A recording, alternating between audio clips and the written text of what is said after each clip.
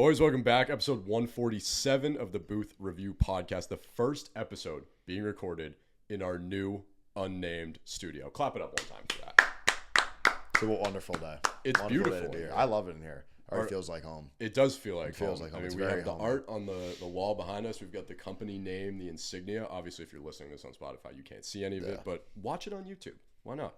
Get the clicks up. Some hockey sticks in the corner. Tennis rackets, because we're known for our tennis content. That's our new thing. We are actually, TBR stands for tennis ball racket. Brendan. Tennis ball racket. I don't know why you That's exactly tennis what it stands racket. For. So we're happy to be in the new studio. Most of our content, pretty much all of our content, is going to be based in here from now on. So this is the new home base for TBR. It's beautiful. I'm excited to be in here. And what a way to kick it off than the Stanley Cup preview podcast. Best thing to talk about. This has become how many years in a row? Probably since the company's existence, right? I feel like we probably, since at least the 2020 weird bubble season, maybe, or like the post that season where it was like 48 games.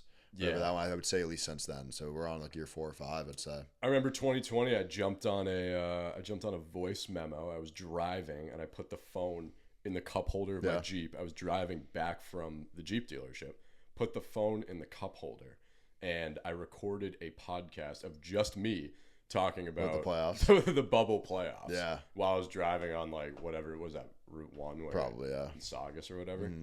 So I think that might have been that probably was the first one. Yeah, 5 years later. I mean, I remember definitely the last few years doing them, but of course you remember last year.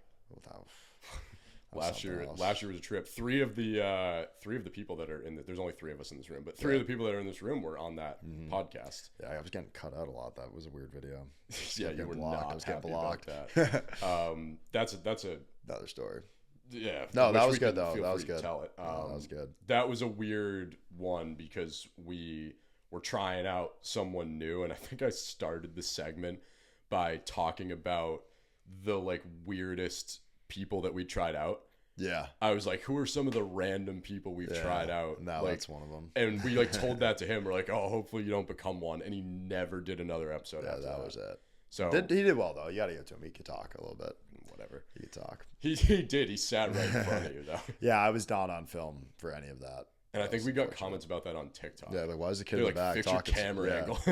That was a tough setup. We figured it out though. That was just four was too many for that couch. 4 is way too many for that couch. Yeah, even for this room, 4 is like 4 would be a lot. Yeah, we can only really have 2 people on camera, which like I'm fine with. I have no problem with that either. But yeah, we got Lynch and we got Carp. So how are you boys doing?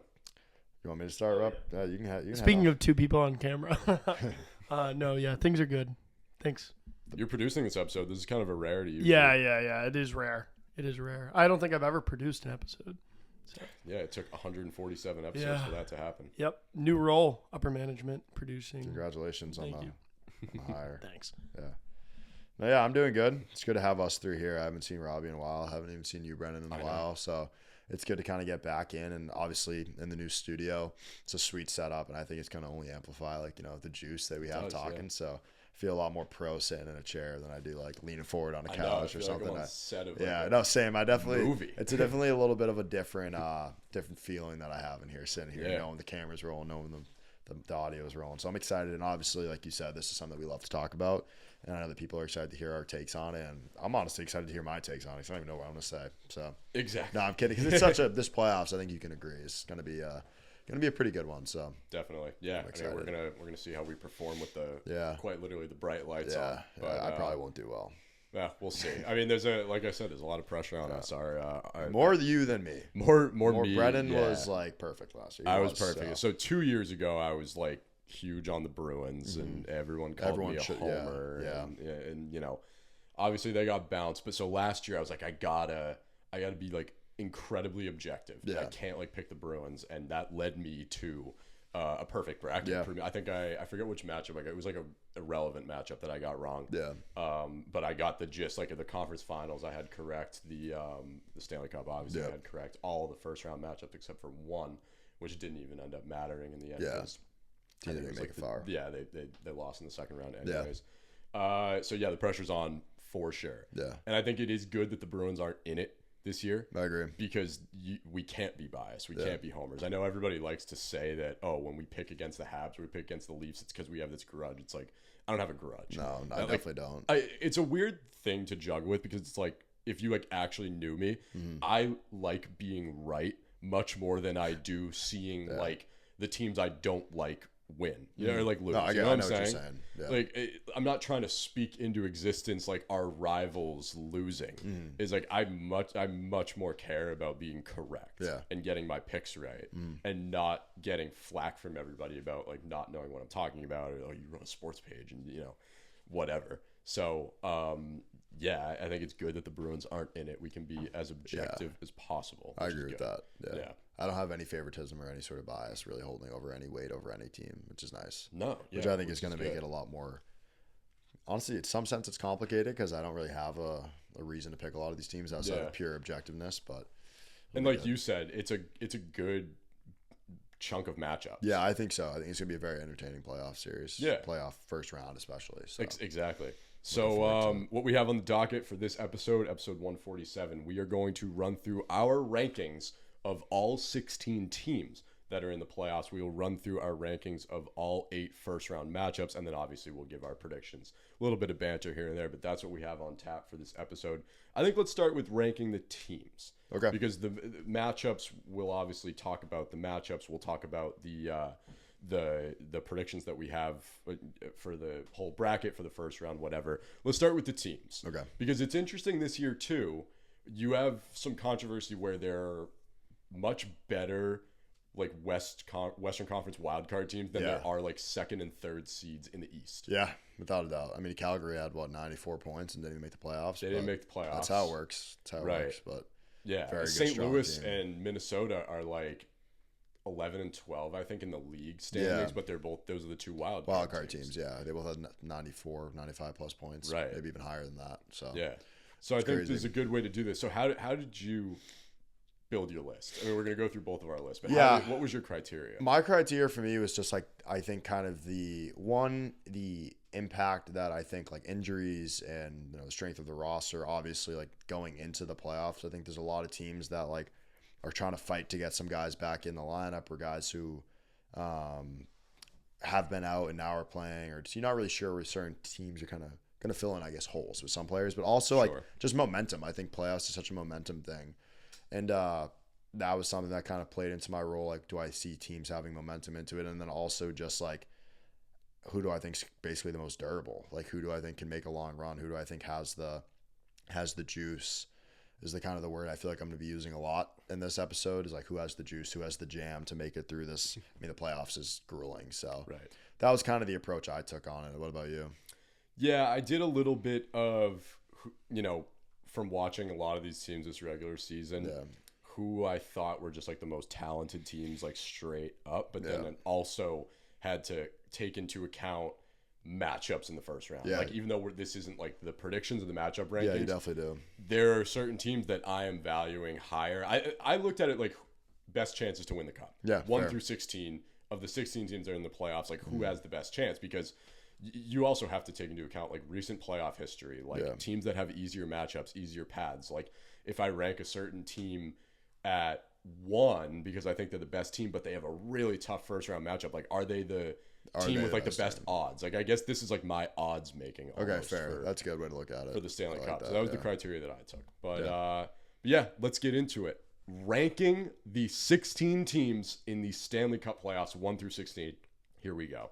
Who's your 16? So right now at my 16, I have the New Jersey Devils, mostly because of just like injuries. And I don't really feel like they have a lot of momentum going into the playoffs. Kind of something we already touched on. I feel like the Eastern Conference is kind of in that weird, like, I guess, like, I wouldn't call it like a bubble, but like some of the players that are, or some of the teams that are in the playoffs, like, obviously they've had great seasons, but I don't really feel like there's a lot of like hype around them, or like, maybe if they were in the West, they wouldn't make it. And that's a very objective, though, kind of a weird conversation to have. But it's my thing with the Devils. Obviously, losing Jack Hughes is, in my opinion, a big stunt to their chances of getting out of the playoffs, and also who they're playing. Yeah. They're playing Carolina, and I just feel like that's kind of, and Carolina's firing on all cylinders. I feel like they have been for most of the year, and I know a lot of people think that this could be their year too. So I think when it comes to like who they're playing in the first round, kind of what they're coming at them with. I mean, I think Markstrom is a great goalie. I think they have the pieces, but I don't feel like this is their year to really even make much of a dent. So, and I really just don't feel like they have much like, I guess, momentum going into this round either. I don't really feel like.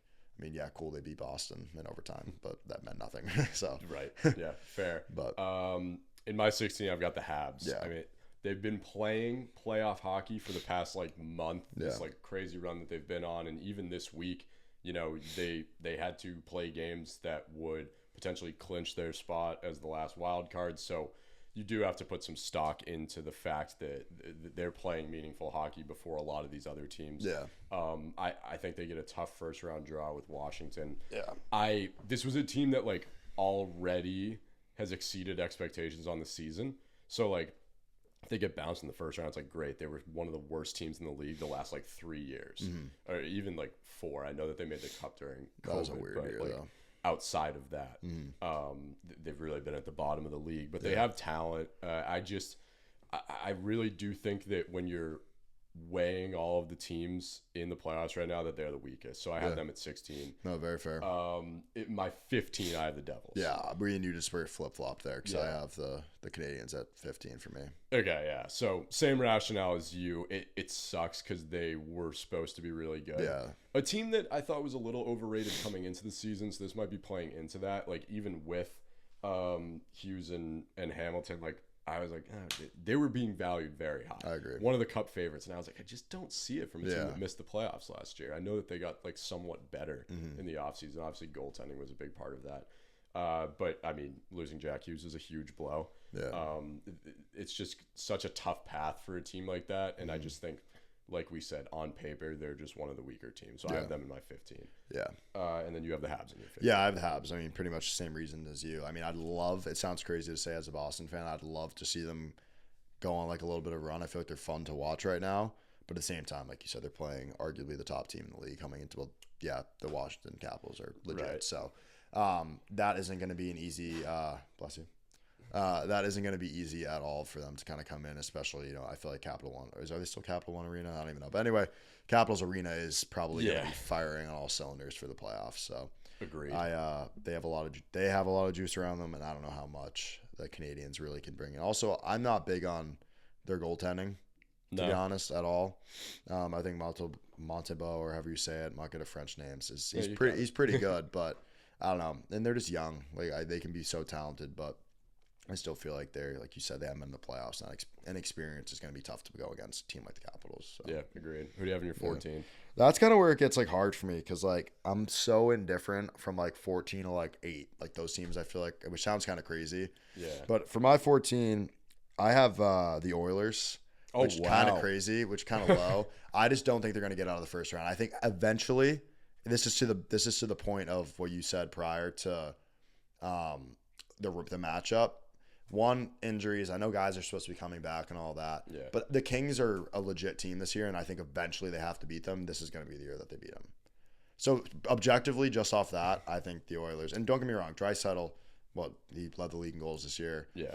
McDavid still hit 100 points and was out. Like, I mean, it's hard to go against them. They were in the Cup Finals last year, but I just don't really see it. And I'd love to be wrong, but at the same time, I'm kind of rooting for the Kings this year. So I didn't really see much point of having them higher when I felt like other teams could win their playoff matchups so I put them above. That's fair. Yeah. I think it is extremely low. That was a genuine reaction. All right, yeah. Our Edmonton fan base they don't like when it's all good. People disrespect their team. I'll take the flack. Speaking from experience, last Stanley Cup when I said they were going to get swept and got death threats, but that was great. 14, I've got St. Louis. Yeah. This is just off principle. Like I love this run that St. Louis has been on. Like that, I'm big on like, the last time this happened. The last time they went on like an 11-game win streak was 2019. They won the Stanley Cup. Obviously, you've got Jim Montgomery there, and I think we both know he knows how to coach a winning hockey team.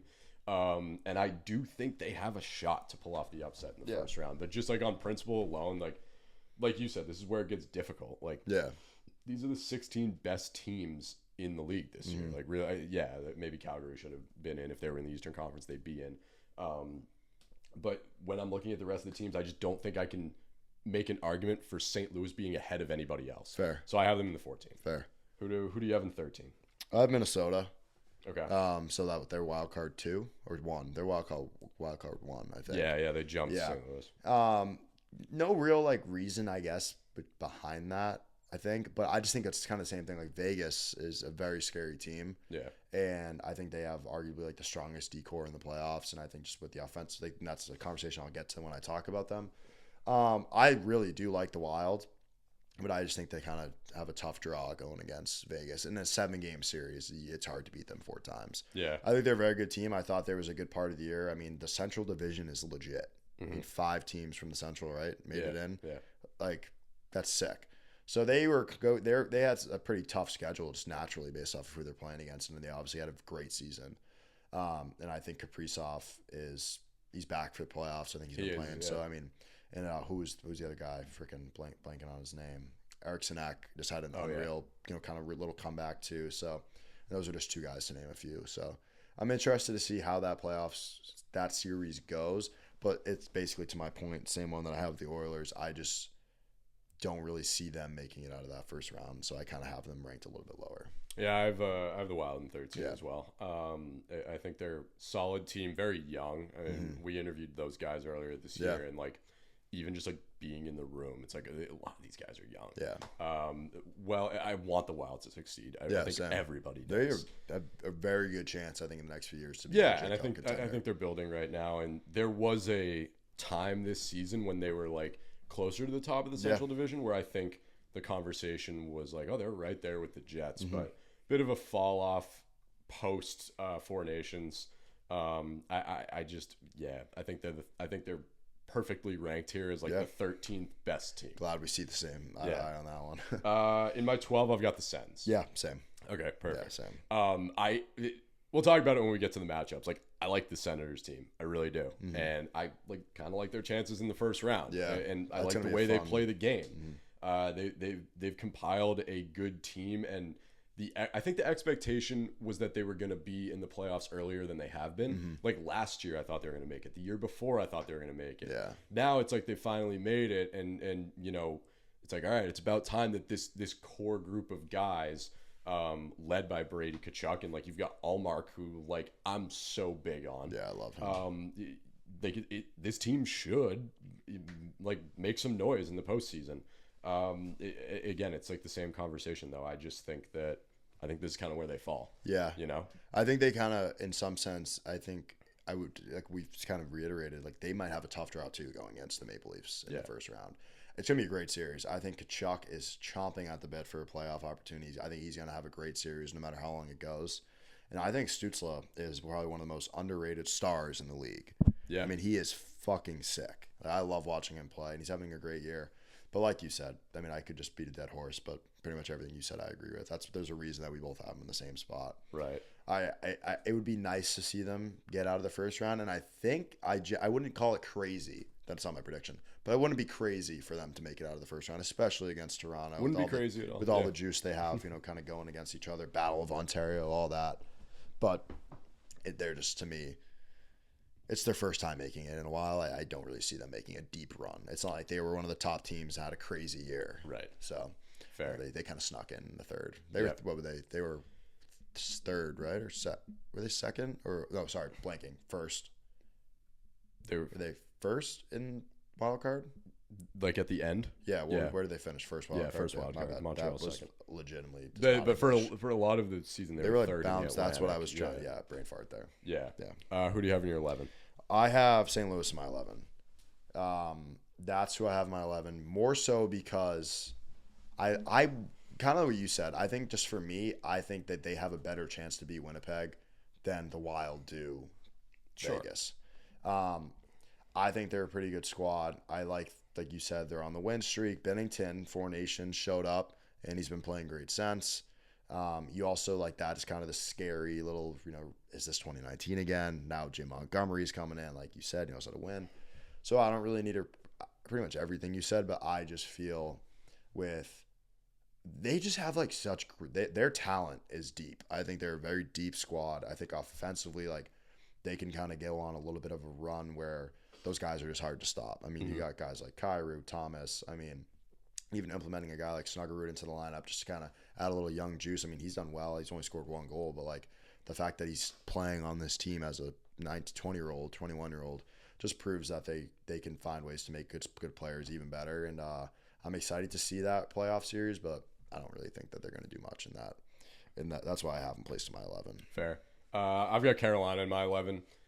This Carolina team was like such a mismanaged situation with the whole Rantanen thing. Yeah. I mean, you get rid of Natchez, leading scorer. You bring in Rantanen. He's there for all of like 30 days, and then you got to ship him off. And so, like, what you essentially, if you do the whole like invisible hand thing, like you traded Natchez for Stankoven. Yeah, pretty much.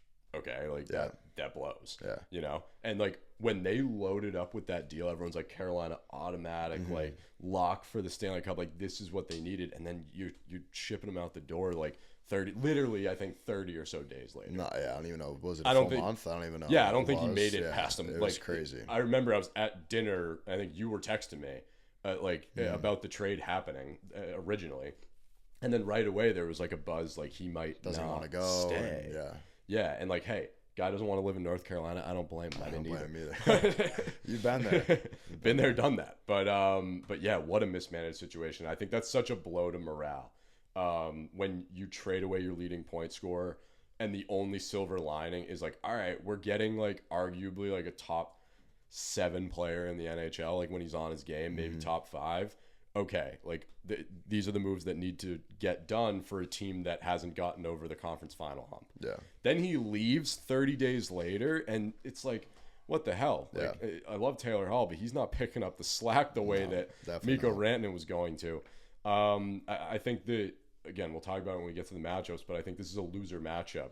Carolina versus New Jersey. I think regardless of who gets out of that series, you're losing in the second round anyway. Yeah. I think both of these teams, niche chance to win the Stanley Cup. Really? No chance for either of these teams. No, that's fair. And so, yeah, I've got Carolina at 11. I don't think they're a top 10 team. Yeah. What about 10 for you? I have them in my 10. Okay. So you think they're a top 10 team? I do think they're a top 10 team, but barely. More so because I feel like if they make it out of the first round, which I think they will, that will be a good series. They obviously have the playoff experience. They're basically, I mean, they have a good goalie tandem in Anderson and Kochetkov. Like, I think they have the pieces, but I agree. I just think with the way they handled it all, and I feel like the locker room probably is a little bit weird right now with having a big of a star as him come in, losing Natchez, who was probably he was a very big part of the team. Yeah. I just feel like that's kind of got to be weird, and I don't know. I just honestly never really gonna love them, so I just like have a little bit of a bias, I guess. There, I said I wouldn't in this episode, but yeah, I don't know. There's, to me, this got, like I said earlier, like people think that this could be their year, all that blah blah, but I feel like all that's went on this year kind of negates that. So I think putting them in at the 10, I think they deserve that, but I don't really think there's much more to it. Yeah, in my 10, I've got the LA Kings. Fair. I just don't think they're gonna get past Edmonton. And really? So like I think they're a better team. Yeah, I think they're better than some other teams on this list. But you got to take a look at again, I'm doing it based off like chances to win the Stanley Cup. I don't think they're gonna get out of the first round, and so I can't put them any higher. So like you said, really good team, and it's like eventually you feel like they have to just like, it's like Toronto. It's like just get away from Boston for a year and see if you can win. That's what LA needs, is like not to face Edmonton. Yeah, it's gonna be hard. It's gonna be really hard. Now, again, oh my God, Edmonton is so hurt right now, but I still think Edmonton at their worst can take LA in 7 games. Really? So I can't put the Kings any higher than 10. So that's fair. That's fair. And then in my 9, I have Edmonton. Okay. So I have the matchup together because I think that's fair. Yeah. I'm giving Edmonton the edge because they were there last year. Yeah. I think that's got to count for something. And if you look at like recent history, some teams kind of pick and choose, but a lot of the teams that go, they can find a way back. Yeah. Look at Florida most recently, but you even like teams like Tampa and teams like Colorado. It's like, yeah, the year after you win, there's a tendency for like a hangover to happen, but the year after you make a deep run and come up short in all of professional sports, that next year is usually like the year you key in on. Like, we're right there.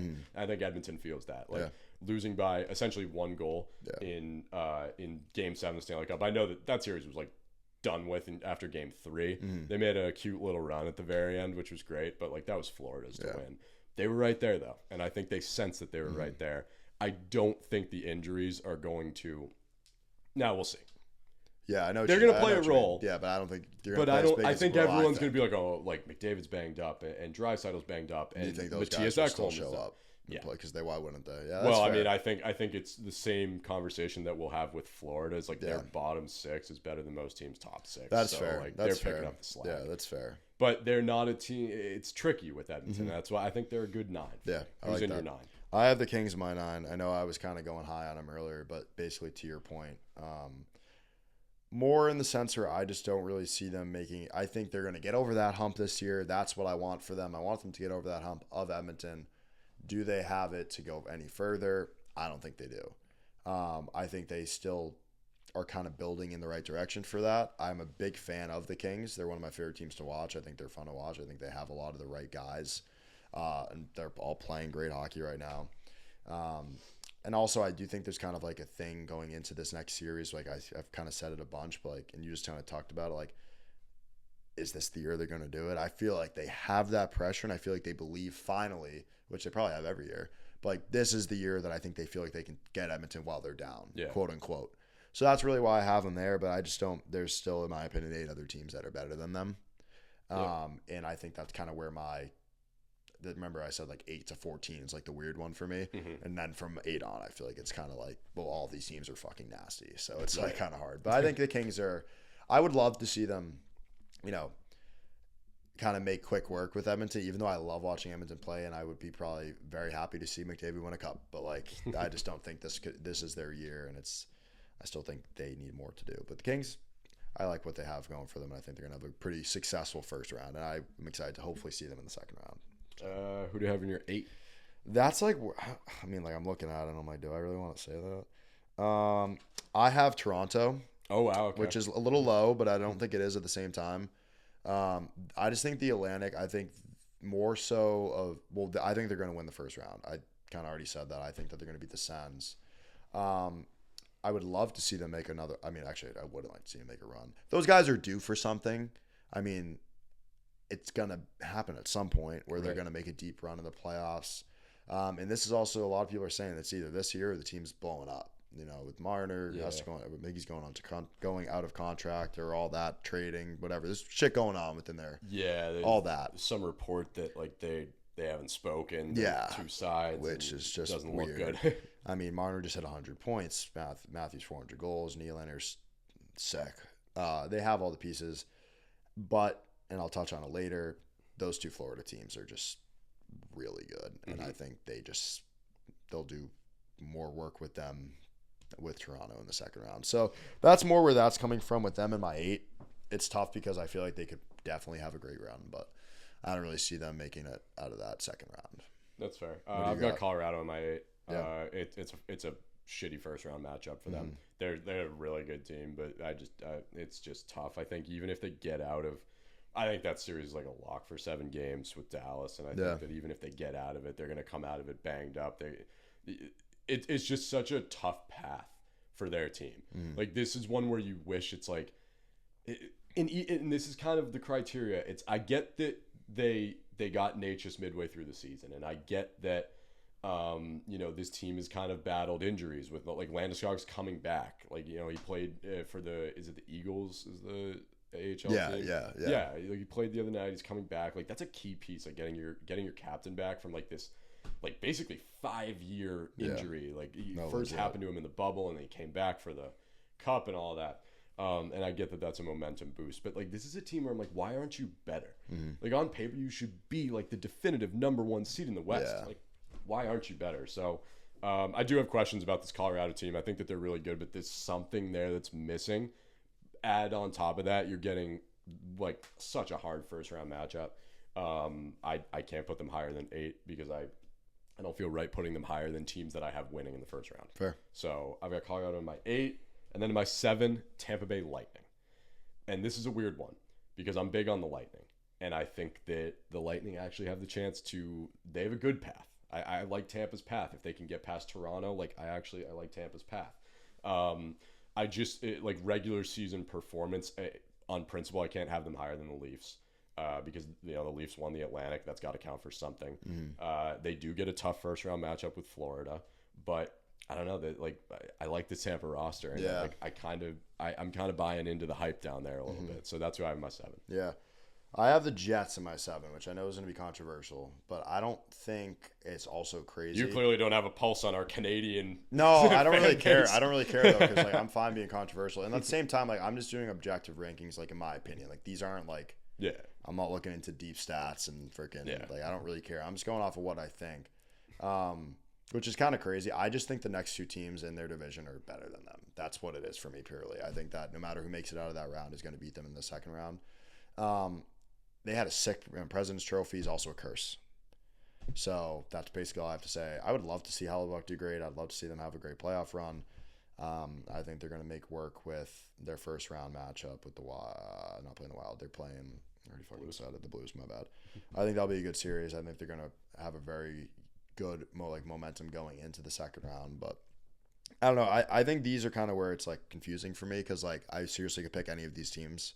So I'm just kind of going off of these next ones aren't really going to make sense. Probably it's just where I see these teams fit. Yeah. Now we're getting into this is where I have I think who everyone would consider the most serious cup contenders. Yeah. Maybe some people are still big on Edmonton or Colorado, but I think in my top 6, it's all teams that you can make a case for winning the Stanley Cup, and it's about who has the best chance. Yeah. Number 6, I'm going Toronto. I think of the remaining, of all the top seeds, they have the worst chance to make it to the Stanley Cup of all the 1 seeds. I do think it's a tough path. Like you said, those Florida teams are going to be a bitch. Yeah. Whoever it is that gets out of that round. If Toronto can even get past Ottawa, who knows that they can. That's going to be a brutal series. That's going to go 6 or 7, I think. And it's going to be physical. The way Ottawa plays. And how Toronto reacts to physicality. Yeah. They don't like it. And go down the list, Ottawa might have better goaltending. Ottawa might have better defense. Ottawa might have just better poise than Toronto. It has happened. It's whenever Toronto doesn't have to see Boston, it's a big question of oh, all right, this might be their year. And I feel like they always crumble. So if they get out of the first round, can they make it past those Florida teams? If they do, you're probably seeing Washington. Yeah. Can you beat Washington in a 7-game series? And then even if you can, who do you get on the other? I think it's such a hard path for a team that's so unproven. So of all the teams that we're considering legitimate cup contenders, Toronto, I think, is right on the bubble of not being one. So I'm going Toronto in my 6. I like that. Do I want to? Yeah. I have Tampa in my 6. Okay. Kind of similar reasons with you. I don't really think there's it's hard to even I guess explain my thought process behind that. I also could see them being the team that raises the cup at the end of the season, but I don't think that's going to happen. Yeah. So that's why I have them in my 6 because there's 5 other teams that are going to do that in my opinion over them. I think this eventually their run of just being the best team in the league is going to stop, and it kind of had that this year a little bit. And I like your point with what you said about Toronto. You have to give them something. They won the Atlantic. So, but I don't know. I just think there's one more scarier team in that conference. And do I think that they can win the first round? Yeah, I think that they could beat Florida. I think that's going to be a great series. But I kind of like what you said, similar to with Toronto. Yeah, you get out of that conference final, or you get out of that division final, you go to the conference. Who are you facing? Right. Can you do it? And I don't know if they can. Vasilevsky is still one of the best. Still is probably one of the best goalie in the league. Yeah. But I don't know. Sometimes you just have to be hot, and I think there's going to be some teams that are coming in hot with a lot of juice. Yeah. So I got them in my 6. Yeah. I like that. Number 5, I'm going Florida Panthers. Fair. I'm big on the cup hangover. I think it's going to hit them. Mm-hmm. It's a tough first round matchup, like you just said.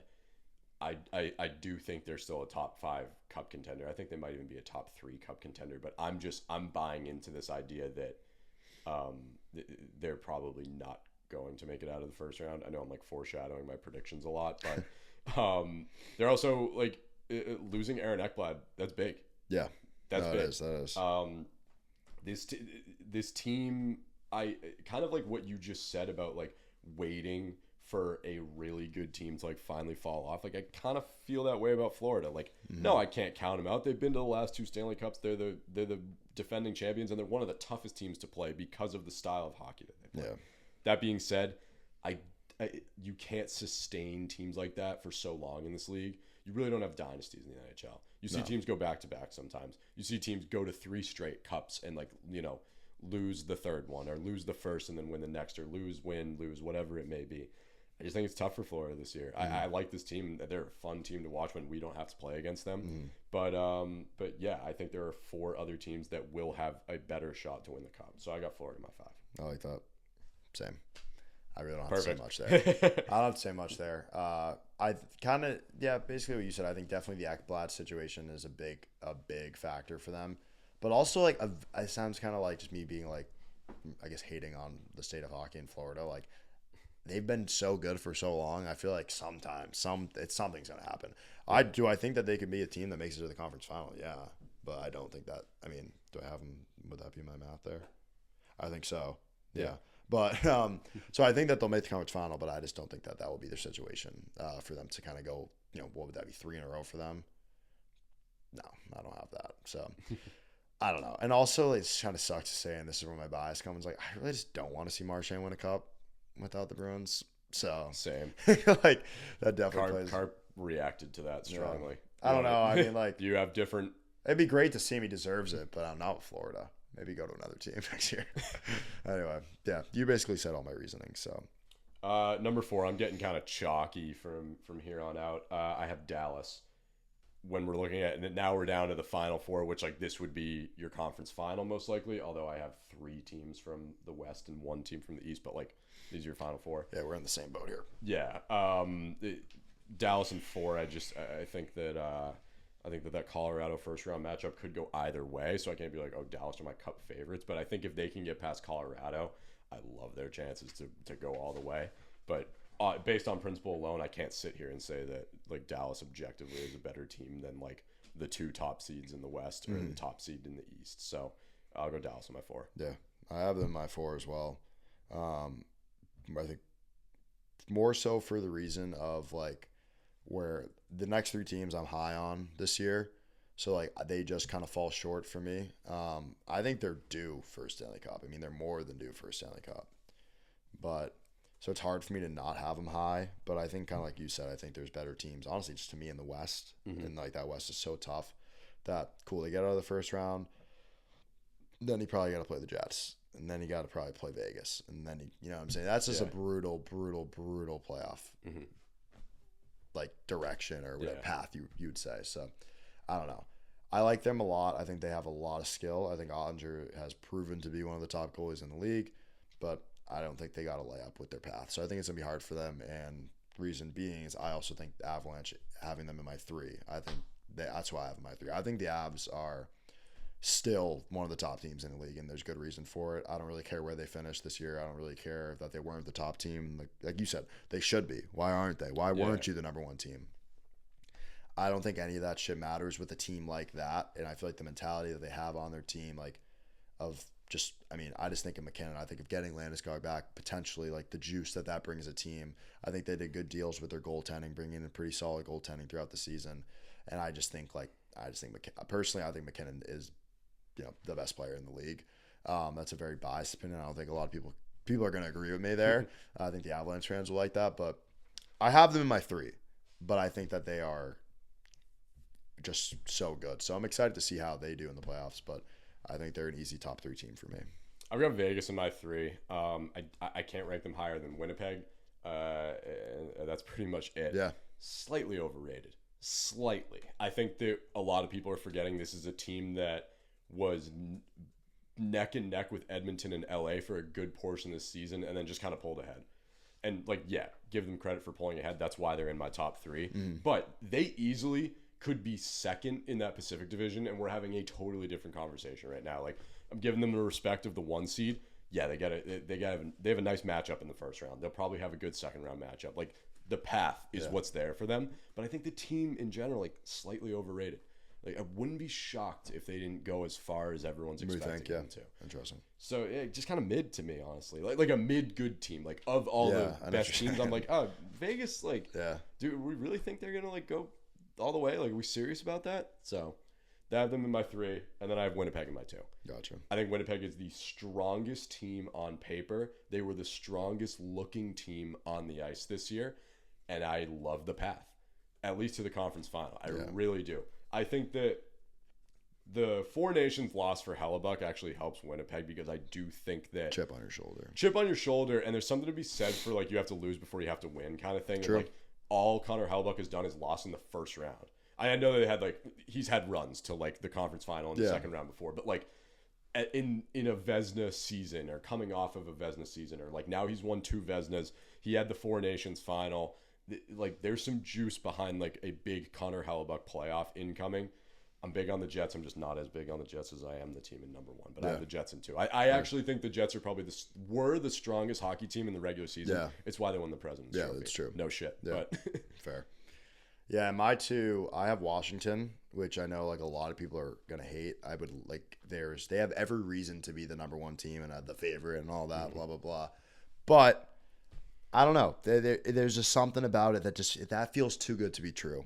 You know what I'm saying? I think that's what it is. Maybe I'm playing devil's advocate. Maybe I'm being too literal or too real in my thinking. I just feel like that would be too good to be true for them to win it all. And also for me, I just personally feel like that one team I have ahead of them is who I see winning the cup this year and who I think, well, not even that. It's not even a win the cup thing. That's a whole nother conversation. It's just who I think is the best team going into playoffs, and which it sounds like you think they'd win the cup. But when it comes to the Capitals conversation, I think like the way that they've been playing all year has been so entertaining and it's been so fun.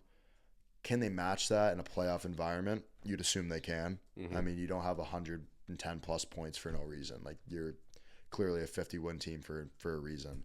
But I don't know. Also, I just feel like, do you think teams are like, is the way that they played all year going to continue in the playoffs? Yeah, that's more what it is for me. It's a good question. But I also have them making, I guess, like technically off this ranking, I have them making it all the way to the Stanley Cup. So I think that they could make it. And I do think they're probably the strongest team in the East, especially going into the playoffs. And I think that they're going to have a very entertaining playoffs to watch, like as a fan. But they're not my number 1. They're my number 2. They are my number 1. Yeah. Washington Capitals, number 1. And honestly, I just said that I think Winnipeg was the strongest team in the NHL. I think they're the strongest team coming into the playoffs. But nobody has a better path than the Washington Capitals right now. That is fair. You get a borderline non-playoff team in the Montreal Canadiens. It's not one of those years where it's like, oh, Boston has to play Florida. That Florida team should not have been a wild card team. They dealt with injuries all year. They had won the President's Trophy the year before. Montreal hasn't sniffed the playoff, like a real playoff, in like the decade. Like the COVID Cup, like congrats. You played against all the other Canadian teams all year long and like you benefited off of that.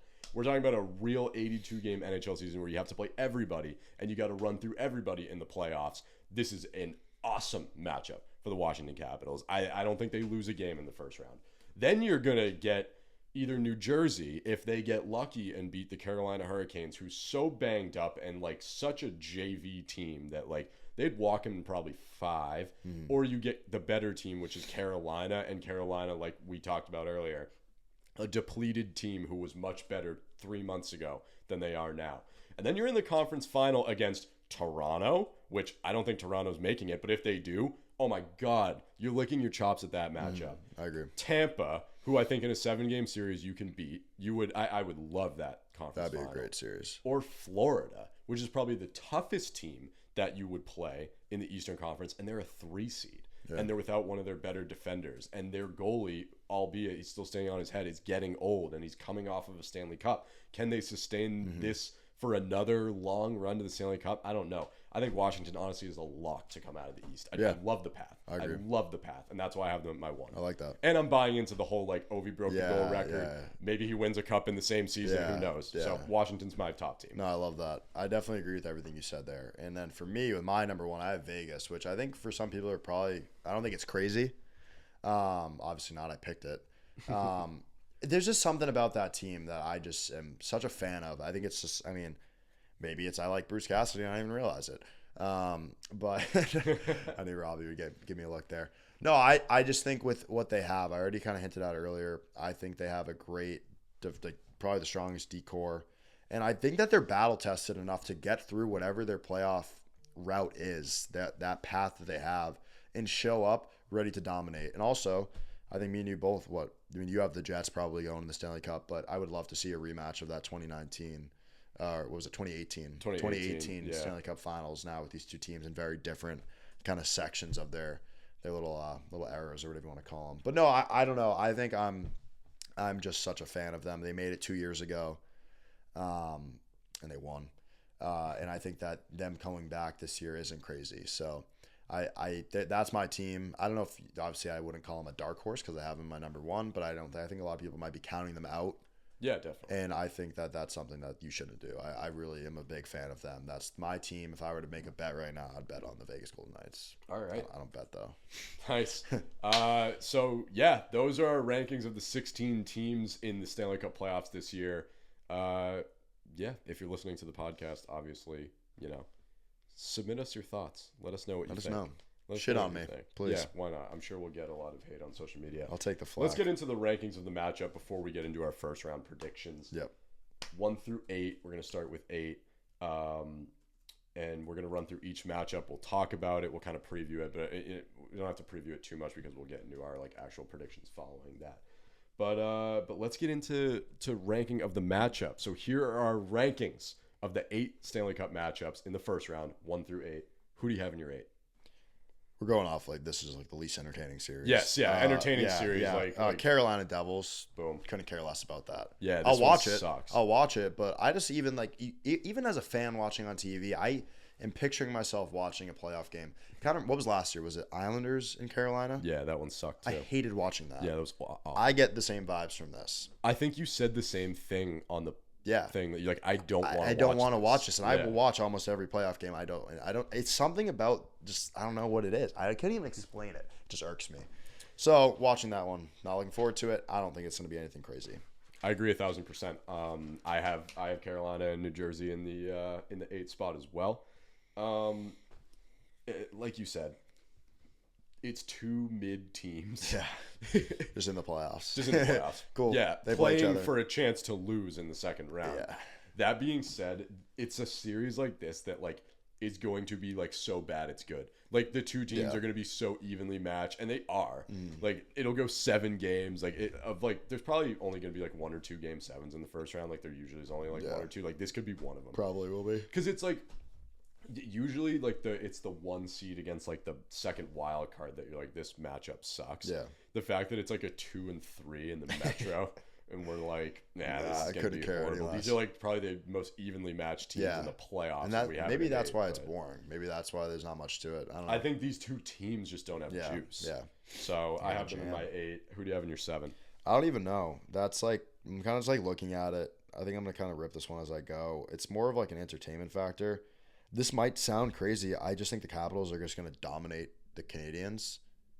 Yeah. So I'm just going to go 7 there. I mean that's kind of a weird one because I bet I would love to see that, but I'm just not very interested in that. And I think that's kind of the easy work for the Capitals. Yeah, same rationale, different matchup for me. I have Golden Knights and Wild. Yeah. I really don't think this is going to be a good series. Yeah. I don't think there's going to be anything there. Yeah. Maybe it's because the Minnesota Wild just always bore me. Yeah, they're everything about them is boring. Yeah, I just foresee this being a nothing series with not many highlights. Vegas gets the job done. Yeah. That being said, number 6, I have Caps and Habs.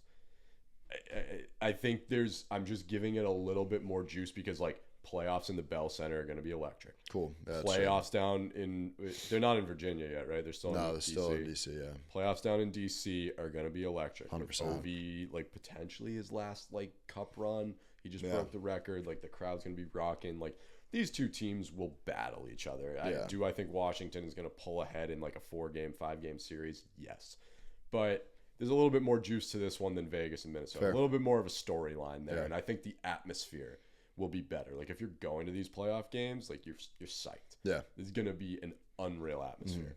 So I have that in my 6. Yeah, I have Vegas and Minnesota for the exact same reasons that you're saying. Yeah. I just think that this one might have a little bit, has a chance to maybe go 6. Mm-hmm. Has a chance to be a hard-fought 5. Whereas I think yeah, the entertainment factor of Capitals and Montreal will be cool with all the the energy around the two teams, but I don't know. I feel like better hockey will be played in the Vegas Minnesota series for me personally. Sure, yeah, so that's fair. What do you got in your? What would that be? Your five? Yeah. Number 5, I got Jets and Blues. Yeah. It's the same rationale. A 1-seed dominant team against a wild card. I do think, again, there's a little bit of a storyline with St. Louis. The last time they went on like that winning streak, they won the cup. They have a chance. I don't want to say that they don't have a chance and this is going to be a nothing series. I do think that Winnipeg is just a little too dominant, but you have storylines in this one. Winnipeg, they've been fighting the demons of like not being able to get out of like the first or second round, especially last year. Like everybody was so big on them, and like I saw that coming. I had Colorado. I was like, no chance that this series even goes 7. Like, Colorado's a better team. I don't think that about the Jets this year. I think they're a better team, but they have to prove that they can like win a series, and I think St. Louis is going to make it hard on them. Yeah. So I think this will be a better series than the other 1 versus wild cards that I just mentioned. But yeah, it's not like a top 2 or a top 3 matchup. I have it in my 5. Yeah. What about you? I double down what you said. I think it's gonna be really good hockey, which I like, and I think that there'll probably be some entertainment factor to it. But I just look at the other series left, and there's just so much more to them. I feel like there's a lot more. I guess to me, there's more storyline with those. I agree. So that to me is kind of why I have them there. But it's going to be a very entertaining like product of hockey on display. But I don't think it's going to be like a, oh my god, this is must see TV to the average fan. Sure. So number 4, I've got Oilers and Kings. Yeah. This is like the same movie year after year, and I think everyone's expecting it to be different this year. But even if the Kings win, it's not that different. It went 6 last year. It went 7 the year before. It went 7 like how many ever years ago it was like in recent history that they played. It's a coin toss, and it's good hockey. But it's like the series is always competitive. You know what you're going to get out of this. Even if LA wins, you know what kind of hockey you're going to get. Yeah. If Edmonton wins, it's the same movie we've seen for the past few years. I don't love having to see this again. It's the same way I felt about Boston and Toronto. It's like, yeah, okay, we beat up on the Maple Leafs in the playoffs every time we play them. Is anyone else fucking tired of watching the Bruins and the Maple Leafs play in the first round? Like, I hate the playoff format, and I think this is partially this and Boston, Toronto is the reason why you should. Yeah. It's because you're getting the same thing every year. You have an 82 game, like 10-month regular season, 9 or 8 months, whatever. All for it to be like, yeah, we know LA and Edmonton are going to play in the first round. We know Boston and Toronto are going to play in the first round.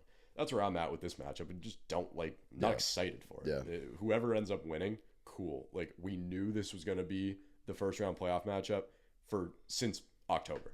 So that's where I'm at. I have that in my 5. Yeah, I so what would that be, my 4? Or am I also my 5? I think you're at your 5. Yes, 5. Wait, no. I'm blanking. 1, 2, 3. Am I at my 4? I think I'm at my 4 now. Are you? Because I went Devils, Canes, Caps, Habs, Vegas, Minnesota. Then I went Jets. Blues. I don't think you said Jets. No, I just talked about them. Did you say the same? Okay, then you're at your 4. My bad. Anyway, I have them in my 4. My top 4 are interesting to me, all of them, and I think some of them can be interchangeable, but it's basically every reason you just said. That would be 4. That was my 4. It's like watching hockey. It's like watching the same thing on repeat. It's like watching the same movie for the 100th time, it feels like. This year, I'm more looking forward to it because I think the Kings have a good chance. I think it's going to be there's definitely a lot of like tenacity going into this series between the two. I mean, Philip Deneau just kind of talked some smack mid-game because he was calling basically their B squad went out and tried to hurt everyone. I mean, I thought that was kind of a jokes thing to say. Anyway, I'm excited to see this series. So I have them in my 4. And then in my 3, I have the Battle of Florida. Same here. I think it's going to be awesome, but it's kind of the same thing. It's like, I don't know how many times can I watch this and be entertained by it. I think it's going to be phenomenal hockey, though. And I think it's going to be a very entertaining, like, hard-fought, like, just gritty style of hockey, which I think is Florida imposing their will on Tampa. But Tampa, I don't think is going to back down. So that's why I'm excited for it. But, yeah, I'm giving it respect because it's the Battle of Florida, and I think it's the matchup that we didn't get last year that we wanted out of the Battle of Florida. Like the Panthers were just such a dominant team last year that first round matchup between the two of them wasn't like everyone was like you had Tampa winning. that series. I mean, everyone was like, Tampa's going to push them to the break. This is going 7. It didn't match up to be that way. Now that they're a 2 and a 3 and Tampa's actually the better team, I do think the recipe is there for this to be the series that everybody wanted last year. I wouldn't be surprised if it wasn't. I wouldn't be surprised if it was kind of boring. And it was like one of these teams wins in 5. But I'm giving it the respect that it deserves, and there's a lot of hype around it. So I've got that in my 3. In my 2, I've got Leafs and Sens. It's just because, Toronto and Ottawa, sure. There's a rivalry there that's kind of being reignited. I'm more so have eyes on this series just to, again, like, can Toronto, now that they don't have to play Boston the first, or can they get out of the first round? That's really the only reason why I'm entertained by this series, and I think they're going to be challenged. I really think Ottawa is going to beat them up. Like, we'll talk about our predictions next, but I do think Ottawa is going to give them a really tough time. It's going to be a good series to watch. This one could go 7. I have the same situation here. I have them in my 2. I just think there's going to be so much, like, there's excitement for even the cities with this series. Like you said, Toronto finally isn't playing Boston. Ottawa's back in the playoffs, and they're playing their quote unquote big brother in Toronto. Like that to me is a really exciting series, and I do think that's going to be very entertaining hockey. I think it's 2 very good teams, but I'm more interested, kind of like you said, okay, can Toronto handle the pressure? And I think I just think of what was that run, the 2017 or 2016 run with I think it was Ottawa? with Ottawa. 2017. Yeah, and they were those games were just sick. Like that what Canadian Tire Center or whatever it is. That place gets rowdy, and I'm excited to see that. So that'll be good. That'll be fun. I'm excited for that. And then we both have Dallas and Colorado. I would watch this for 4 rounds in a row. Yeah. So many stories. This is so cool. I think I said this in a video like a month ago. It was like if the playoffs started today, and this was the locked-in matchup, and I was like, this. You gotta love just the storylines going into this is such good hockey to me. This is, I do think this is probably going to be the best series. Probably could be the best series of all playoffs. 2 of probably, I know we just ranked the teams and these weren't our top 2, but 2 of the best teams that are seeing each other. 100%. Like the highest seeds that will play against each other in the first round is this matchup. I agree. It's going to be a battle. I really do. And it just goes back to the conversation of like the Central Divisions is so damn good, but I don't know, this is just such fun hockey to me to watch. So I'm really looking forward to this. I will be glued to the TV for hopefully 7 games. I would love to see this go 7 games. I would love that. So I'm gung-ho about this series. So I think every hockey fan should know this series is going to be sick. This is going to be and if it isn't, then, well, fuck. Sorry. We're wrong. But great way to segue us into the final segment of the episode, our predictions. Our first round predictions. We're going to run through each matchup of the bracket, give it a little bit more juice in terms of who we think is going to win and why. Carp, you want to join in for the prediction segment? Sure, I can predict. All right, grab your microphone. It's not going to go further than that. You're going to have to. That's fine. Go ahead. I'll sign in. Okay. Lynch, why don't you have the bracket pulled out? So why don't you run us through top to bottom? Let's go through each matchup. Let's talk about it. Let's give our picks. Who is going to be advancing to the second round? What matchups do we have? All right. In the West, we got the number 1 seed in the Central, Winnipeg, versus the number 2 wild card, St. Louis Blues. What do we got here, Brennan? Are we doing game predictions too? How many games the series goes? Yes. Fuck me. I didn't put thought let's go game by game. I think game 1's going to I like Winnipeg here. I'm obviously sending them through the second round. I like 7. I actually think St. Louis could push them to the brink. To me, this one just feels like it's going to be a tight series. Like Winnipeg might like come out and win the first 2 games at home, right? And everyone's like, all right, we sweep on our hands. But like, I think St. Louis is a tenacious team. And I think that, to me, this is reminiscent of Boston, Carolina 2022, where like every team's going to win at home, and I think Winnipeg will get it done in 7 games, and this will probably be their toughest test on what they're hoping is a run to the Stanley Cup. So I'm going to go Winnipeg in 7. I like that. Do you want me to go? No, I'll go. I won't add commentary, but I'll just give you my pick. I'll go Winnipeg in 5. I think Winnipeg's going to dominate the series. Yeah. And why is that? I don't think that St. Louis is tough and tenacious, like you said. You don't think St. Louis is tough? No, not at all. Gotcha. Okay. I have Winnipeg in 6. I think that it's going to be a back and forth to start series. I definitely agree with what you're saying, where there's a chance that it goes 2-2 and then okay, what's going to happen in game 5? All these teams are going to keep winning at home. But I don't know. I see it kind of going teeter-totter where teams are going to split, their first 4 games. It's going to go 2-2. And then I think Winnipeg's just going to take control of the series after that and be like, no, we're going back home. We're winning game 5 and we're going to shit on you in your own barn. And I just think that's kind of the way that series is going to go. Obviously, I just said that. But I think it's going to be, like you said, a very fun series. I already kind of hinted at it, and you did too. St. Louis is no joke. But I think Winnipeg is going to have that chip on their shoulder that they're just going to be like, nope, we're not letting this go 7. We're going to make work with you when we can. And 4 games is too much, so we're gonna win now. Yeah. So I got them at 6. And right, then the next series we got, same side of that bracket, we got Dallas and the Avs, which we both just ranked our number 1. So we did. That one's going to be quite interesting. Let's let Carp rip first here.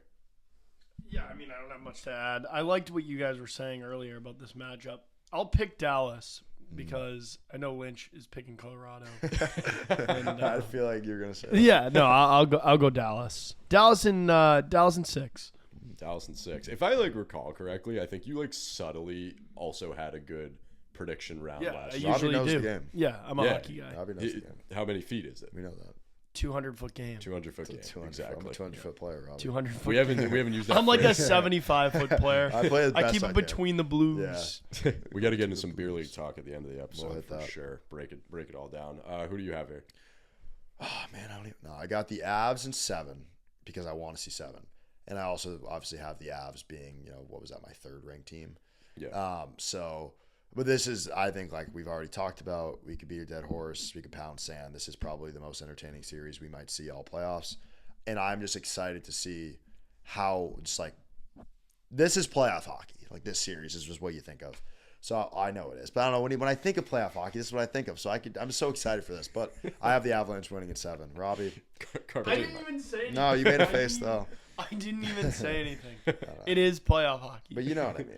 No, it is. You do? This to me is what the epitome of playoff hockey, this series. So I'm excited. I get what for you're it. saying. Avs in 7. I'm gonna go Dallas in 7. I think. What? Okay. We already know those rankings. Yeah, I mean, for all the reasons I've talked about all episode, I just like the Dallas Stars this year, and everyone was giving me shit in my TikTok video when I said Dallas has the Mikko Rantanen effect, and they're like, he's been ass ever since he got traded away from Colorado, which is true. But he's the type of player that's going to show up in the playoffs and effing dominate. And, you'd much rather have him than not have him. You know what I'm saying? Yeah, for sure. Sure, is it a coping mechanism to be like, oh, we have Natchez and Charlie Coyle, we're fine. No, I'd rather take Mikko Rantanen if you're loading up for a playoff run. Also, everyone always sleeps on Dallas, and then they pop up in the conference final every year. Yeah, fair. Just don't see a first-round exit for this team. I just think they're right there. They're one of those teams that, has lost way more than they've won, and they're, so ready to win. And it's whoever wins this matchup is going to be propelled, on a great path to the Stanley Cup. I think it's Dallas in 7. Yeah. That's my pick. All right. And then we got Vegas versus Minnesota. Vegas. Yeah. Vegas in what? 1. Vegas is winning. Vegas is winning 4-1. Vegas in 0. Heard it here first. Brendan Willett. One game. Series over. over with 1 win. No, I'll give an actual one. Vegas in 4. Sweet. I love that. The Wild. I respect the team. Obviously, This isn't a diss to you. Friends with Brock Faber. Yeah, that's my guy. Not a big deal. Not a big deal. But I think Vegas in 4. This is a tough matchup. I'll go Vegas in 6. I'm a Bruce Cassidy guy. Everybody knows that. So You are? yes, big, Huge. He's also a Nate Lehman guy. huge Nate Lehman guy. Oh, he's still. That's still my contact on my phone when I send myself stuff. That's crazy. Insane. You should change that. Yeah, that's anyway. Deep no, that's such a good one. That's for That's such a good one. That's just OG. for us. That's such a bad inside joke. Anyway, I have Vegas in 5. That's about it. Nice. So then I don't really think there's much explanation. We've already talked about why we think Vegas is going to win this series. I saw Bruce Cassidy in Nantucket. Really? I've driven by his house before. Yeah. Back in when he lived in it was right after he won the cup, and I shook his hand. Really? I saw him, and it was one of those things where it just kind of came out. Yeah, he was like Bruce. Yeah. I said it out loud. You said Bruce? Yeah. When I met him, I called him Coach. That's the Coach. thing to play. That's the right way to. Yeah. Oh, hey, Coach. He was high. It kind of just like came out. He parked next to Don Sweeney. Don Sweeney was driving a Honda CRV. Was he still the coach of the Bruins at this time? Oh, this was when he was first hired. Oh, okay. He was driving like a Mercedes, like sick, like S-Class, like sick. And Don Sweeney parked next to him. This is at like Andover. They were playing in an outing. Nice. And Don Sweeney was driving a Honda CRV. It just made me question a lot of things. I'm like, what's happening? He just likes living comfortable, Sweeney. I guess. Clearly. I don't know. I was walking. He's afraid to make change. I was walking by the club car the year after they won the cup, and he was walking with his family. And I locked eyes with him, and I just happened. I was like, Bruce, and I stuck out my hand. I was like, congrats. That's cool. And he shook my hand and like didn't say anything. Yeah, he's really, you call him coach. That's why. Yeah. Well, I didn't. It's a respect thing. So. He actually unfollowed us on Instagram after that. Did he ever follow us? No. Oh, okay. That was a bad joke. Anyway. This is playoff hockey, folks. You're very in much of a kicking location for me. Anyway, Kings, Oilers. I'm going to let you guys go first. I got the Kings in 6. I hope I didn't say I think this could go 7 when I said my predictions. Because if that would sound stupid. But I don't know. Keep tabs on all that. Yeah, I don't remember everything I say. They will, though. The Oilers fans most definitely will. Kings in 6, I don't know. I feel like it's just not the Oilers' year for me. And I think what was it? You said they went 7 last year, 6 last year. 6 last year, 7 the 2 years before or whatever. Or the year before. I think there was a gap here where they didn't play each other. I don't know. They're just bound for a long series like that, and I don't know. I think that they're gonna close it out on that'd be Edmonton's ice. So I don't know. I don't really have much reason behind it. I just see that going a little bit longer, but not 7 games. What do you think here? No, I like Edmonton. I always do. So I'll go like Edmonton. I'll go Edmonton 7. I think it's gonna be a really good series. Edmonton 7.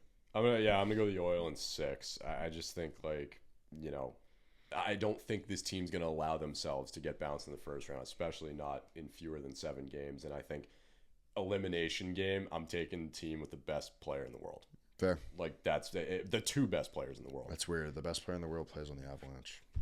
Oh, that's odd. I'm kidding. Now everyone agrees. The best player in the world plays at UMass Boston. That's my guy. I checked. That's my guy.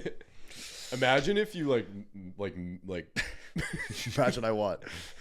Ended up playing in the NHL. It could happen, but probably won't. Yeah, but you could be we could be talking about you. That'd be sick. We'll be like the Michael Lynch effect. This team has it. This is a prediction now. I will make it. Okay. No, now we have to go Edmonton, right? Because we just talked about that. No, I appreciate that. I appreciate you believing in me, but no. But actually, the best player in the world plays for Edmonton, and I would rather take a team with the best player in the world in a 7-game series than the team that doesn't have the best player in the world in a 7-game series. So I'm taking Edmonton in 6 because I don't think it's going to go 7. You're not crazy for that, Brendan. Now we're going to make our way up to the East in the Atlantic. We got the Maple Leafs and the Senators. Leafs are going to win. I actually think this one goes 7, though. I'm going to go Toronto in 7. Double down. Toronto in 7. I just think the Senators are just dogs, so I think they're going to fight till they legit can't. I think the Sens could win the first game of the series and shock the Leafs core, and it I think it's going to be back and forth. This one could be every other. I'm hyped for this series. I think this one's going to be really good. I think Toronto's just slightly the better team. Yeah. So we'll go Toronto in 7. I'll go Toronto in 5. I think they're going to roll the series pretty good. That's not crazy. It's not crazy, Robbie. Now we got the Battle of Florida. Oh, sorry. No, you're good. I was just going to say, this is probably the last playoff run for the core 4.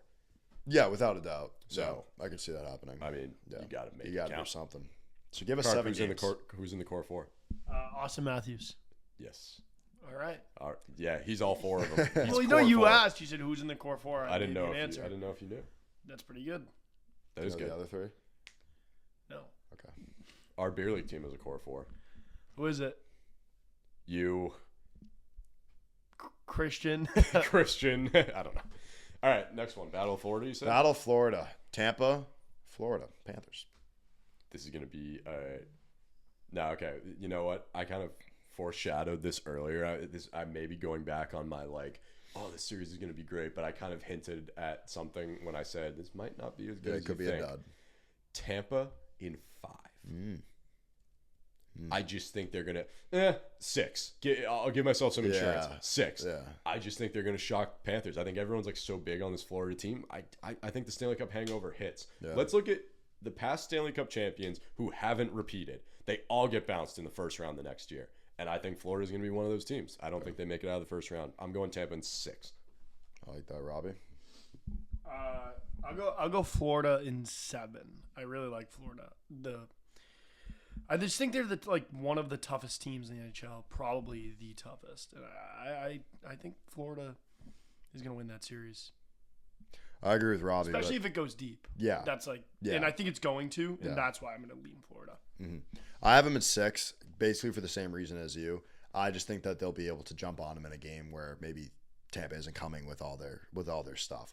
So that's why I think, but I do think it'll be a deeper series. Whereas I know you think deep, you think 7, but I think 6 is right before 7. So 6 is plenty. And I think that's also just going to be I think this will still be an entertaining series because you don't know how many more of these we're going to get. You know what I'm saying? With these two teams going at it the way as good as they are. So I think this will be a good series, but I have Florida coming out of it by that Game 6 victory. And then we got Capitals versus Montreal. Robbie, you want to start this one? What do you got here? Start it off. No, I'll pick the Capitals. It's a good year to be a Capitals fan, I think. Yeah. A lot of momentum. I also I feel weird picking Ovechkin to get bounced in the first round right now. Yeah. I'm a Capitals guy. I'll go Caps in 6. I'm going Caps in 4. I think they're going to roll. Like you said about Toronto over Ottawa, I think Washington is just going to roll them. I really do. I think you might get some electric games up in Montreal and maybe an overtime. This one feels like a sweep with 2 overtime games. You know what I'm saying? Yeah. I'm going Washington 4. Yeah, I have Washington 5 because I think Montreal will get that Game 3 at home. Yeah. I think that they'll come in down 2 and have all the energy in the Bell Center. And I think that's probably the first time the Bell Center's been full in a playoff series in I don't know how long. Because I don't know if they had that full in the bubble. They didn't have anybody in the bubble. Anyone. Because of the COVID travel ban, I believe. So it's going to be quite interesting to see. I think that they'll have a lot of momentum in that. But I have Caps in 5 nonetheless. And then our final playoff series, which we've talked about how excited we are the entire time, Carolina Devils. This sucks. This is bad. I think when we talked about Carolina and New York last year, we said this sucks. This series is a dud. Yeah. I don't know. What do you think? I have Carolina in 6. I think this is just one of those series that these teams are just, we've kind of already said, they're evenly matched in the sense of where they're going to fight, but I just think Carolina is the better team in this series. I think that the injuries that the Devils have that we've already discussed is going to affect them in a game or two, and that's where then Carolina is going to be able to jump above them. So, Robbie? I'll go Carolina in 5, actually. Yeah. Carolina is a much better home team. So true. Much better. Yeah. And that actually goes a long way in the playoffs, I think. If you can steal 2 at home, right there is huge. Yeah. Right? So I think because then you know that New Jersey's beatable on the road. Yeah. So it's I think I think Carolina wins this series in 5. Yeah. Yeah, I'm going to tell that. I think Carolina in 5. Speaking from experience, having gone to playoff games down there, for a team that can't fill the barn in the regular season, it's an electric playoff atmosphere. Yeah, fans are passionate, and that team plays really well. I mean, they were 31-9 at home. Yeah, really. I mean, that's insane. Yeah, and New Jersey was 500 at home. So it's you can steal some on the road, and you're not losing at home. Right. It's math. Yeah. I don't know. No, I agree. Yeah, I don't see this one going the distance. I don't think the series has legs. And I like Carolina to come out of the series regardless. Mm-hmm. The number of games, the home record tells me that it's probably going to be 5. Yeah, so I'll go Carolina in 5 as well. I like that. All right. Those are all our first-round playoff matchups. All right, let's talk quickly about our conference finals and Stanley Cup predictions. We're not going to go through the whole bracket, but who do you guys like in the conference finals, and who do you like to win the Stanley Cup? So I got in the West, I have Avs and Vegas. Are we giving our predictions? Sure. I think that's going to be such great. That's going to be a really good series. I think those are 2 heavy teams just going at each other. It's going to be a brawl. I have Vegas making it out, and I don't even know the games. I think I would love to see that go 7. Mm-hmm. So I'll just toss out 7 out there because I guess it's kind of the safety net. But also I think either of those teams, in my opinion, when it comes to that conference final, can make it out of it. So I got Vegas, Colorado, Vegas in 7 conference finals in the West. What about the East? The East, then I have, Winnipeg and Florida. No, sorry, not Winnipeg. That would make no sense. Washington and Florida. And I have Washington in 6. I think by that point, if Florida makes it all the way out, they're going to be exhausted. Mm-hmm. And like you had already mentioned, Washington is going to have all of the momentum with an easier path than the Atlantic. So Washington in 6. Nice. And then Washington and Vegas in my Stanley Cup. I have Vegas, but I don't know if we're talking about that. Sure. Yeah, Vegas. How about you? That's it. Okay, that's I'll go West. I like Winnipeg and I like the Knights in the finals there. And I think Winnipeg's going to advance. I'll go Winnipeg in 6 to get to the Cup finals. Then on the East side of the bracket, I'll go Florida and Washington, same as Mike, except I'm going to have Florida advancing to the finals. So I have Jets, Florida in the finals. And I think the Jets will win that. So I like that. I mean, lock it up. Like, this is like I'm not even just like hyperbole. I mean, if you have a mortgage, like, bet it on the Jets. Like, that's just, I think it's a lock. So, yeah. I've got a repeat of last year's Western Conference final. I like Dallas and Edmonton. I would have Dallas going through. I think Edmonton gets past LA, Edmonton, Vegas. Hopefully by that time, Edmonton a little bit healthier. And I really do think that they're a better team than Vegas when they're at full strength. And that series probably would go the distance again. Like, it's like, out of right now, it's like a full repeat of last year's playoff, but I do kind of envision that happening. I like Dallas over Winnipeg, and then Dallas, Edmonton. I'd send Dallas to the Cup. Then I have Washington and Tampa in the conference final. In the East, I'd send Washington to the Cup there. And I don't know about between Washington and Dallas. Like, I want to buy into the whole Ovi thing, but they also could get bounced in the second round. Like, yeah. So, yeah, I don't know. We'll say Dallas finally gets their Cup. Nice. And this is like, I haven't like, when I do my actual prediction video, it's gonna be different probably, but we'll go Dallas over Washington. I like that. Why not? Yeah, I'd love to see that. I don't have a mortgage, but well, wait. Can I just say? I mean, if your actual prediction video is different than this, you can't claim like that you had a good bracket. Like, if this one ends up right, it'll probably be the same. Okay. But like, well, I'm saying, like, I haven't done like the whole bracket. So like, talking about like the final series, like, that might be slightly different. All right. But my first round, back your finals prediction here. You know what I'm saying? No, it'll probably be the same. But I'm just like, disclaimer, like, if my conference final, like, I don't know if I'll actually send Edmonton to the conference final. I think I got to sit down and think about it first. It's the TikTok me and podcast me are two different people. Like, I might wake up tomorrow and fucking we're riding Ottawa all the way. Like, that would be absurd. I would check. It'll be the same, but it's subject to, like, if people are watching this and then they see the TikTok, it's subject to be a little different because I haven't filmed the prediction video yet. Fair enough. So that's where I'm at. I like that though. All right, that concludes the Stanley Cup preview portion of this podcast, which is pretty much the majority, but a little bit of banter at the end. Let's talk beer league. Beer league, Robbie. Go ahead. You have any points you want to get to? Well, plenty, but like, we got to break this. Well, I've played one game. How's that? I've played one game. You played one game. I've had one game. So for the people that don't know, the company has a beer league hockey team now that we started, the TBR Dream Team, and we suck. We're struggling a little bit. Still dreaming. Yeah, it is a dream. Team, the nightmare team. Yeah, if we finish in last for a second straight season, we got to switch the name. Get delegated. Yeah. Relegated. I thought. Oh yeah, my bad. They're gonna delegate all our games to other people. Ignore what I said. No, it's. I don't know. It's playoff hockey. Playoff hockey. It is It's a 200-foot game out there. Although for some people, it's more of like a 5-foot game. They just kind of stay in one quadrant. Yeah, I don't know. I mean, last night's game was interesting. I mean, here's my analysis of the whole thing, and you play college hockey, so you won't understand this. This isn't a dig at college hockey. Beer league is harder because guys are worse. Yes, thank you. You have to adapt the way you play the game to account for like someone might accidentally fall in front of you and like block your shot. Yeah, no. It's hard for me like to play I've come and watched your games actually like I played with you in high school and I've watched your junior games and now seen you play in college. And again, I think he's the best player in the world. But everything is not your game, I'm saying college. I'm a big Michael. Everything's so calculated. It's like it's so good that it's like you all can anticipate each other's moves perfectly. You know where the puck's going to be. You're all in the right position 24/7. You all like back check so hard.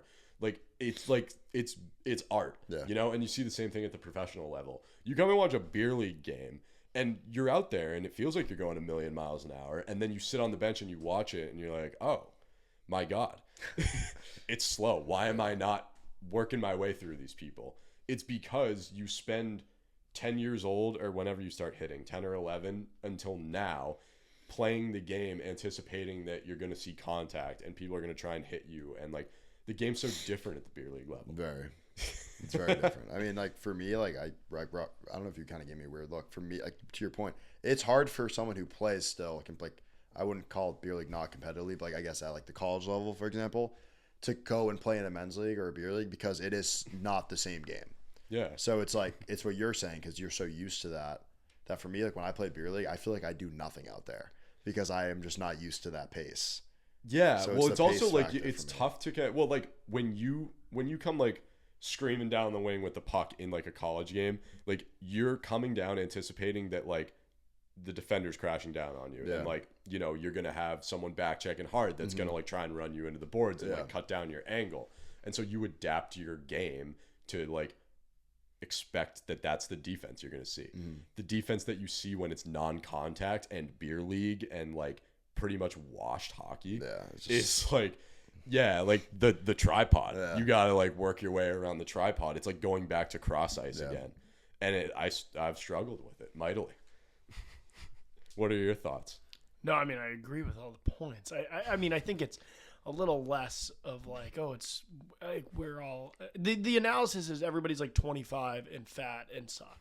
Like that's the analysis. You know what I mean? Fair. Like, oh, it's so hard because like, yeah, no shit. Like we all stink. That's the answer. You know? Like that's just what it is. Yeah. Like we all suck. So you had a bold when you filled in for us, bold look. Yeah, I looked stupid. Why? What were you doing? No cage, no visor. Just a helmet. Dude, Lynch, don't do that. My face is fine. That was good. Don't do that. Yeah, no. I don't think it was by choice. It was very accidental. I didn't. You know the part that your helmet that clips the cage in. Go ahead.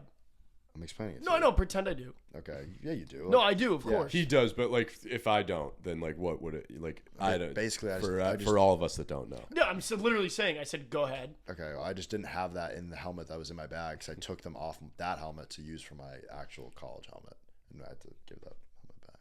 Yeah. Right. So I had just That's a helmet. just like an easy way to like lose. No, I know. Well, it definitely helped me. Yeah, I was nervous for you. too. Yeah, I was too. I was shying away from most corner battles and most stick battles. But the team we played that game was mostly filled with kids who played at a higher level. Yeah, they were felt like so. I wasn't really worried about sticks coming to my face. I was nervous. Thank you. He'd go into the corner, and all of a sudden, you know, it's like a one-on-one battle. I'm like, oh shit. Yeah. Like, I don't know. Keep the chin high. Yeah. It's like the odds that you get a stick or puck in the face when you're not wearing a cage are significantly higher. Oh, I don't know. Like yesterday, like during the game, like I don't know. I was so happy we had legs at least yesterday. Like there were bodies. Yeah, I mean our team. Because I'm sitting there like on the bench at one point. It's like my turn to go out there, and I just like look to the people next to me, like go ahead. Like I don't know. I have work tomorrow morning. Like I don't need that. Yeah. You know what I'm saying? That's the other thing is like we are not in the right division. Like the skill level. Yeah, probably not. All right, we are playing against teams that don't abide by the we have work in the morning kind of thing. Really? We're playing against teams that are like, this is work. Well, I think if we had like, our team is a little, let's just say balanced. Our team is balanced. You know? Like, you know what I'm saying? Like, it's balanced. There's some talent. The range of that's what I'm like saying. Best to it's worst balanced. is the average steep. is good. That's bingo. Yeah. You know? And so it's like if it was more of a less balance, I think we'd be okay. Like there are some guys that could play in that level. Yeah, right. But it's not. And that's why we're in that level is because like we there have are a those few, guys. yeah. But first shift last night, I got my clock cleaned. Wasn't that's even true. looking. Yeah, I did. Yeah, that was weird to see. Like wasn't right even away. It was watching. like right away. First shift, puck goes into the corner. I'm playing defense, and I think it was Christian, my cousin, who it was like weirdly physical. I was like, that's weird. One way physicality. Yeah, though. Oh yeah, totally. That's why we got the calls. But Puck got like dumped into the corner, and I forget who my D partner. I think it was Christian. I think he was playing D. He was like tied up with a guy, and all of a sudden this kid comes like running and just cleaned me out. That's so weird. I was like, what the fuck? It was really weird. No, it's like that. Like I didn't have the I didn't have the puck. I wasn't but that's watching. What I'm saying. That's what I'm saying when I mean rule. like, oh, I have like work tomorrow. I'm like, I'm not. Yeah, something like my dad. My dad 6 years ago, I would have been like, oh, I got to be next on the ice because I'm gonna try to like take the kid's knees out. Yeah. Well, yeah, you know what I mean. I do know. Well, like, my dad's like, had that conversation with me from when he was playing after he was in college, and he was like, guys aren't wearing. I don't know if you guys do or any guys you play against don't wear shoulder pads. Vito. Yeah, Vito. That's it. It was just Vito. Vito. Wear any he doesn't. pads. Yeah, that doesn't shock. So he's like your stereotypical. Like that's what you think of when you think like beer league. 100%. But his point, my dad's point is, and I agree with it. Is like 5'8", you have guys 260. going. Yeah, you have guys going at you with slashing you like this is Game 7 of the Stanley Cup. Yeah, and hitting you like this is a high school playoff game or a college playoff. Like it's just unnecessary. So to me, that is like where I draw the line as someone who like doesn't want to get hurt. And same with you. You have work in the morning. You don't want to. You're not here to play to get hurt. Like no one's here to play hurt or to get hurt. Yeah. So I just find that like that bothers me as a person. Like Vito's a funny example for that because although Vito is the like didn't wear pads, whatever, he was the most physical player when he. Well, that's the thing. It's those are the jock. But that's what Lynch is saying. Those are the nutbags. The guys that are going out there. Like those are best friends. He's a fucking. Yeah, those are like the nutbags that are going around. Like that kid that hit you was probably like, oh, I can't wait to body someone tonight. Well, that was that's insane. Yeah, on a Wednesday night. Hold on. This is great. We're walking off the ice. They just beat us like 7-3 or whatever, and we're like walking off the ice, like chirping. And no, but like their locker room was right next to ours, and so I was like, "Hey, man," and the kid looks at me and goes, "You guys took 2 of our pucks. Like, what the fuck?" And I go, And I just went in. I told you. I go, did we take 2 that? Like who gave? Like I don't know. Did they come over there? I was like, they take them from. I literally, I think I said, "Hey man," like because it was like awkwardly nice. right next to us, at each other. And he was like, "You took 2 of our pucks," and was like dead fucking serious, like yeah. And I was like, all right, like I'm gonna go home. Like I don't really care. Well, this is the problem with teams like that. Like this is like one of the top teams in like the skill level division that we're at. So the kid cleaned me out, and I'm like, if it's like a tight game and it's like I'll retaliate. Like I've been known to do that. Like I run what? No, you do. Yeah. Like I run hot in situations like that. You've seen it from wiffle ball. Like I battle, but like if it's a meaningful game, I'll get more physical. Sure. It was the first shift of the game and I was playing defense. I've never played defense in my life. Yeah. I'm like 5'1".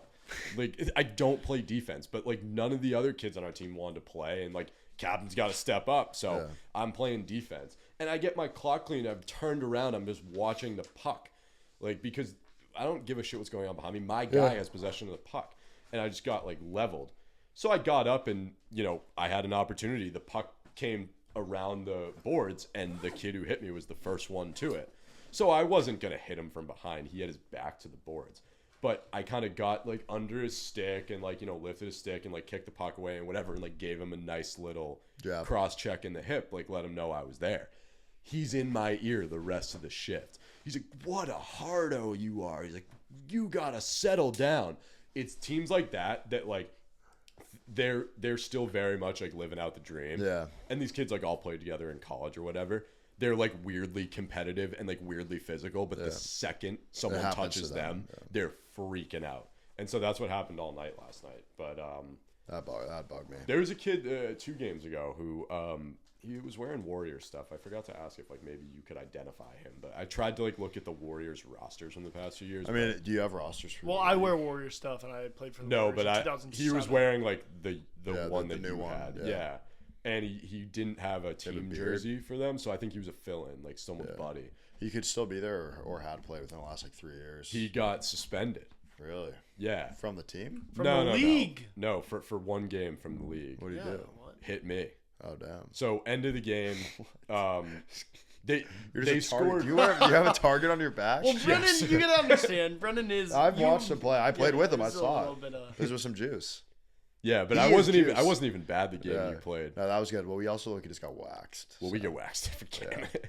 Fuck. No, I want to get out there and just like play. I'm a little like ratty a little bit. Like when I need to be. I don't instigate anything, but I'll retaliate. That's my MO, and it always has been. Love that. last game, they scored all like we've played against these guys and we're buddies with them. So like we weren't fighting. Yeah. They scored all their goals though because our defenders weren't covering the back door. Oh, so he's playing backdoor Chell Tappins. Which I didn't care about. Yeah. But at a certain point, someone's got to cover the back door. So I'm playing center, and this kid's on the doorstep. Our goalie doesn't see him, and he's just standing there, and they have the puck. So the puck gets passed to him, and our defender is like nowhere to be found, the kid who's supposed to be on him. So I come back, and as the puck's coming, I lift his stick and robbed him of an empty net goal. And he was pissed. So he gave me like a nice slash in the shin, and the ref goes, easy. And I looked at the ref, I go, I can clear him out of the crease. That's fine. He's like, I know, just settle. I'm like, I don't need to settle. I didn't do anything wrong. Yeah. And I think he was more talking about like the 50-50 battle. So the kid like, you know, called me whatever. And I didn't even retaliate. I was like, this was hardo ref. I know the league's cracking down on stuff. I'm not going to like slash him or do anything. Puck comes back again. Now I'm like playing defense basically. Right like on basically his tape again. Same thing. Lift his stick, kick the puck away. He two-hands me in the back. Like I turned around to want like to go up with the rush. Two-hands me in like the back of the neck. That's soft. I didn't even sell it. I just didn't expect to get hit. Went down hard. I went down.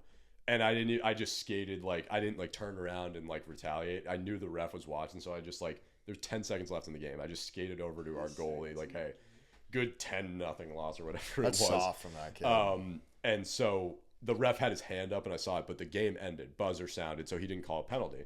So I'm like, you know, we shake hands or whatever, skate over to the bench. I'm like collecting the pucks and the ref comes over. He's like, just wanted to let you know, he's got to serve a 1-game suspension for what he did to you. I was like, oh, thanks. We'll take it. I was like, I wasn't trying to start anything. I was clearing him out. He's like, I know. He's like, you did the right thing. I'm like, thanks for updating me. But I wanted to know if like you play, if he was like a teammate of yours.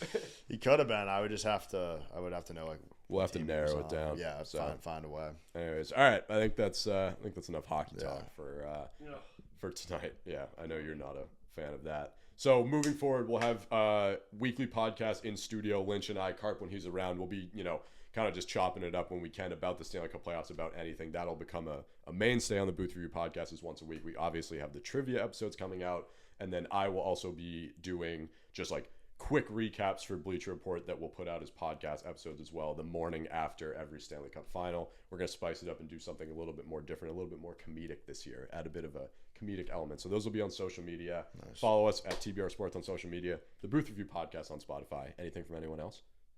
That's all I got. Great. We'll be back in studio next week. Thank you boys so much for listening to episode 147. We'll be back for 148 soon. Happy Stanley Cup playoff watching. I'm excited.